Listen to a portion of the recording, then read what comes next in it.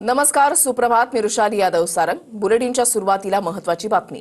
मुंबईमध्ये पहाटेपासून रिमझिम पावसाला सुरुवात झालेली आहे. मुंबईतील समुद्रामध्ये दुपारी 12 वाजण्याच्या सुमारास हाय टाईडचा इशारा देण्यात आलेला आहे. मुंबईतील सर्व रस्त्यांवर वाहतूक सुरळीत आहे. मुंबई आणि ठाण्यामध्ये सुद्धा आजही जोरदार पावसाचा इशारा वर्तवण्यात आलेला आहे.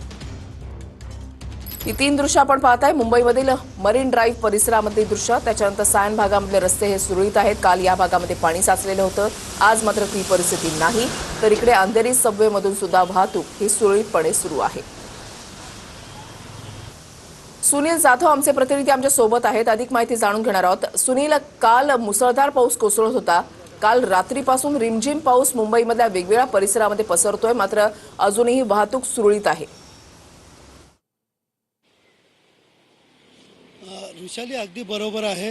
काल राज्यामध्ये मान्सूनपूर्व मुसळधार पाऊस पडल्याने सगळीकडे जनजीवन विस्कळीत झालं होतं. मात्र आज सकाळपासून आपण पाहायला गेलं तर मुंबईच्या आसपास शहरामध्ये ढगाळ वातावरण असून कुठेतरी रिमझिम पाऊस या ठिकाणी सुरू आहेत. एकंदरीत पाहायला गेलं तर काल झालेल्या मुसळधार पावसामुळे अनेक ठिकाणी वाहतूक कोंडी, रेल्वे देखील विस्कळीत होती. मात्र आज सकाळपासूनच या ठिकाणी सगळीकडे आपण पाहायला गेलं तर जे रस्ते आहेत ते सुरळीतपणे सुरू आहेत. रेल्वे देखील सुरळीतपणे सुरू आहे.